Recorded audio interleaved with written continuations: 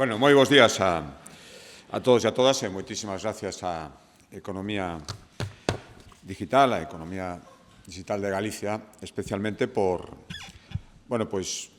esta invitación, por suposto, tamén por este acto e tamén por ser capaces de reunir a moitas empresas que hoxe están aquí, sobre todo nesa publicación, facer ese relatorio da cantidade de empresas que hai en Galicia traballando, intentando que lles vaya ben, sin perder o seu compromiso.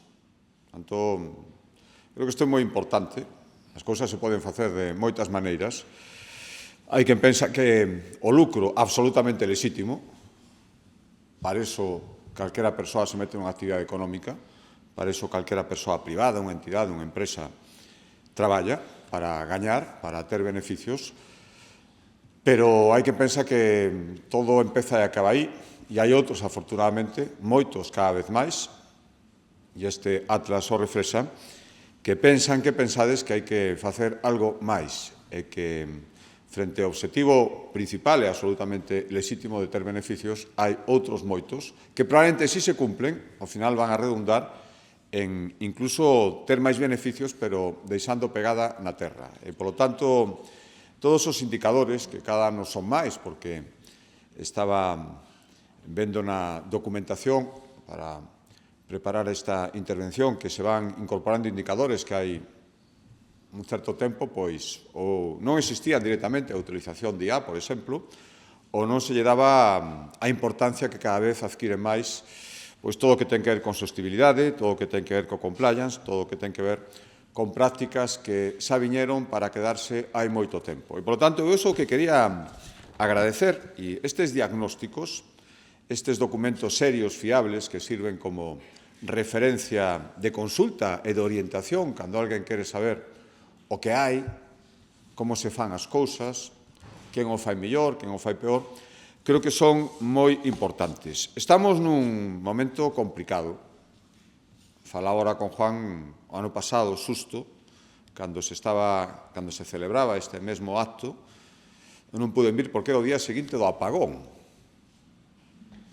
No cal seguimos sin saber un ano despois exactamente o que pasou. A vez iremos vendo máis cousas, onte víamos unhas revelacións bastante reveladoras, valga a redundancia, do que hai, do que non se fixo ben, do que deberíamos aprender para evitar que estas cousas se repitan e de que os dogmas, as posturas inamovibles, o non querer asumir responsabilidades, normalmente non levan a ningunha parte.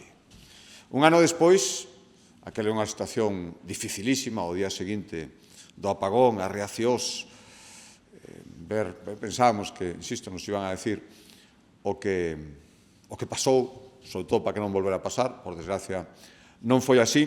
Ese era un escenario difícil e un ano despois estamos nun escenario diferente, pero tamén moi complicado, un escenario de guerra onde as implicacións económicas, o gallá que todo isto se acabe canto antes, porque é certo que cada día que pasa a incidencia é brutal e esa incertidume engadida os efectos prácticos que se están dando, fai todo todavía moitísimo máis difícil. Onte facíamos unha valoración do que supón un esforzo colectivo das medidas que xa se tomaron, das medidas que deben tomarse en función da duración e do impacto da guerra que agora mesmo sigue desgraciadamente o seu curso, non rematou.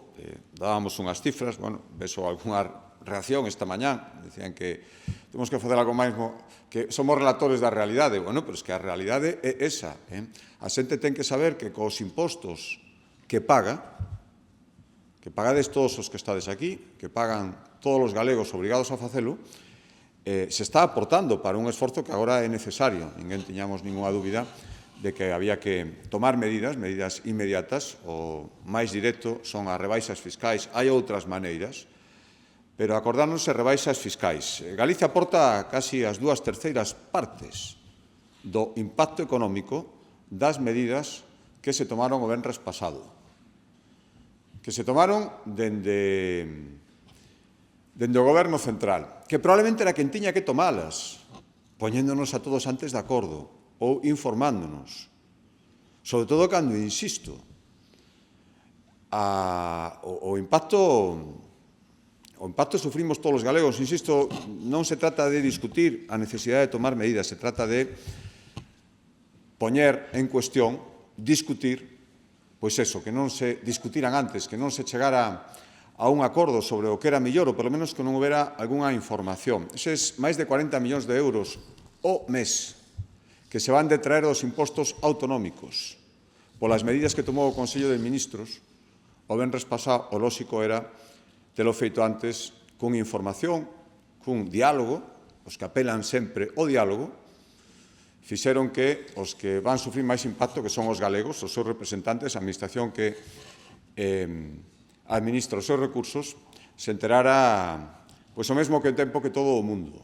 E, polo tanto, 3 meses de vigencia, máis de 120 millóns de euros. Tanto, ese aporte que está facendo Galicia á situación. Esos son cartos que non van a entrar no orzamento autonómico, con mínimo durante 3 meses. É dabondo? Probablemente non. Estamos traballando noutras medidas que podemos tomar desde aquí? Sí, pero no orzamentos hai 40 millóns de euros menos cada mes. Haberá que tomar outras, sobre todo dirixidas ás empresas, os problemas que vai haber agora de circulante, investimentos que se fixeron, lóxicamente non prevendo esta situación, e que agora xa hai un parón nas relacións comerciais, na logística, na entrega de pedidos, no envío de produtos elaborados, todo eso causa un impacto, por lo menos un impacto circunstancial.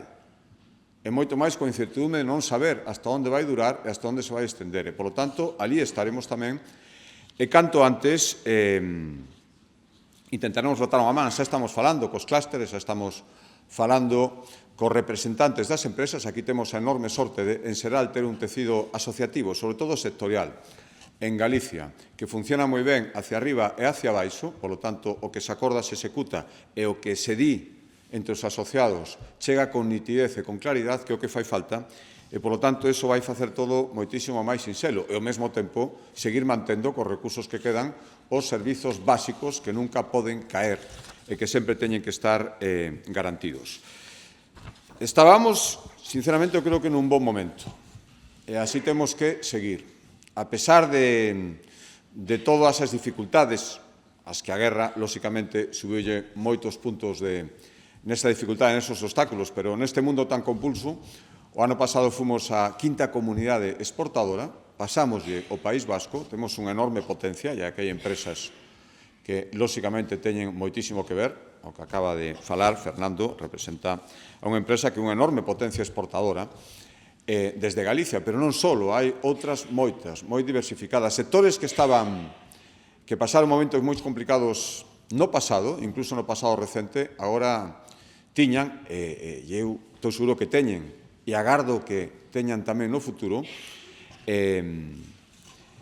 pois un panorama bastante esperanzador, con pedidos, despois de traballar moitísimo tempo, despois de gañarse a pulso a confianza de moita xente que facía eses encargos. Por lo tanto, Galicia estaba medrando e Galicia ten que seguir medrando.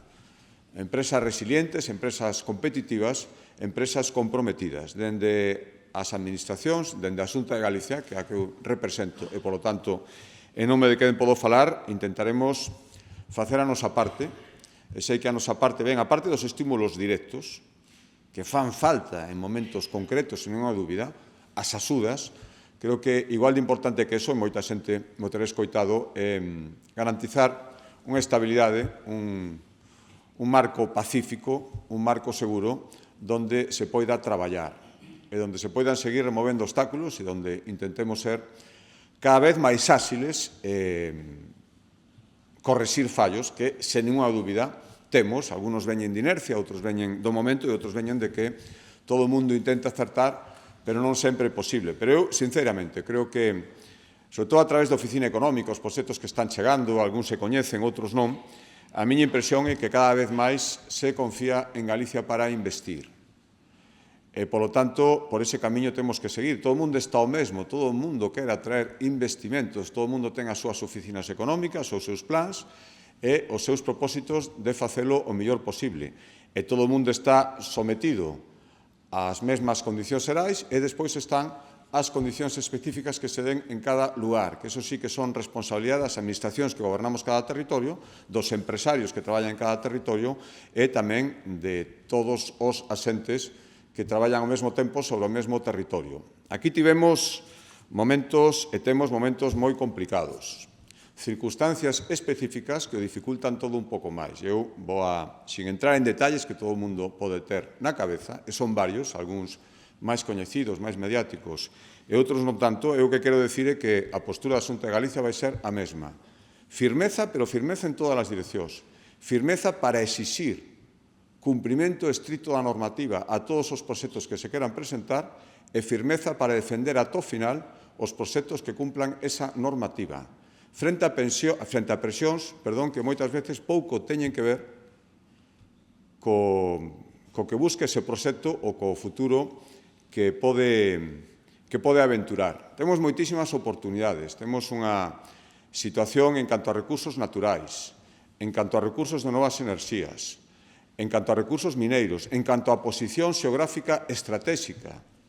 O que antes era unha desventaxa por estar moi esquinado, agora é unha enorme ventaxa cada vez máis pola nosa posición, polas nosas infraestructuras portuarias, por moitísimas cousas. Temos todavía moitísimo traballo por facer, moitísimas cousas que reclamar, moitísimas cousas que facer aquí, pero eu creo que a firmeza e mandar esa mensaxe de que quen queire invertir, e normalmente a xente que queire invertir, sobre todo, investimentos importantes, non está só pensando en facelo en Galicia, está pensando en 3 ou 4 sitios. E, por tanto, se aquí empezamos a mandar mensaxes de que aquí todo vai ser moitísimo máis difícil, nos estaremos facendo un fraco favor. Por tanto, firmeza sí, pero apoio firme os que cumpran e portas abertas, alfombra vermella, como algúns din, sen ningunha dúbida. Crecimos o ano pasado un 2,6%, temos a cifra de paro máis baixa dende o ano 2007, temos problemas, como ten todo o mundo, somos perfectamente conscientes da falla de mano de obra, sobre todo especializada e sobre todo para certos sectores que hai que remediar, e isto ten varios remedios en ningunha solución máxica. Quen diga que ten unha solución máxica para eso, que non la conte, que aplicamos enseguida, pero creo que potenciar a FP como estamos potenciando o doble de matrículas que había hai 12 anos. O doble de matrículas en FP. Seguir asustando as titulacións que se ofrecen na FP ás demandas do mercado laboral. De nada sirve. Ao contrario, é contraproducente, é frustrante formar a xente xoven e que despois non teña posibilidades no mercado laboral. Seguir asustando eso, seguir recabando, e aquí hai moitas empresas que colaboran con nós na FP Dual. Seguir asustando os programas formativos, non teñen sentido esos programas que antes se diseñaban de centos de horas, que tiñan unha preparación burocrática que xa desanimaba a todo o mundo para pedilo. Hai que ir ás microformacións cada vez máis e ser capaces de ofrecer esa formación cando se necesita, que moitas veces é casi de xeito inmediato porque se amplía a cartera de produtos, hai un pedido imprevisto, hai que formar a xente que chega, por aí hai que ir. Somos perfectamente conscientes do problema que supón o absentismo, un enorme problema que se está convertindo, xa se convertiu en estrutural, que non ten tampouco unha solución sinxela, pero, dende logo, pensar que non hai nada que facer e que é como unha especie de maldición divina e que as cifras que estamos soportando, eu sempre digo unha cousa que moitos me escoitarían xa, somos a primeira empresa de Galicia en canto a persoal. Temos 115.000 empregados. E, por tanto, todo eso nos impacta tamén e somos os primeiros interesados en intentar reducilo na medida do posible. Ya hai unha serie de fórmulas, hai unha serie de cousas que se poden facer e xa adianto que solo dende a Xunta de Galicia non as vamos a poder facer e necesitamos a colaboración, a comprensión e a ausencia de demagoxia para que estas medidas que iremos anunciando, algunhas xa anunciamos, pero creo que todavía quedan cousas por anunciar, funcionen o mellor posible. Eu creo moito na colaboración público-privada, sabendo que hai cousas que sempre teñen que ser públicas, cada un ten que estar no seu lugar, pero demonizar, como se fai, como fan algúns, a colaboración público-privada por sistema, decir que todo o que se faga en combinación vai funcionar peor, iso non é certo. E hai moitísimos exemplos. O último, eu quero agradecelo, nesa aposta que temos por, primeiro, doblar directamente, construindo o parque público de vivenda e despois multiplicarlo por 4 en colaboración público-privada, que eso este funcionando e que as empresas se estén implicando coa Xunta de Galicia para solucionar un dos grandes problemas que ten ahora mesmo a sociedade. E iso vale para todas as apostas polas oportunidades que temos diante. Non imos renunciar a nada, polo menos a Xunta de Galicia non vai renunciar a nada, porque creo que a sociedade galega, si se cumple e se é estricto, tampouco está disposta a renunciar a ninguna oportunidade para ver despois como nas comunidades do lado sí que as aproveitan sin ninguna dúbida. Podemos crecer e podemos crecer ben. Eso depende de todos, pero depende especialmente de ter un tecido económico comprometido. E, polo tanto, eu agradezo moitísimo a economía digital que nos axude cada ano a poner negro sobre blanco quen realmente está comprometido en Galicia. Moitísimas gracias.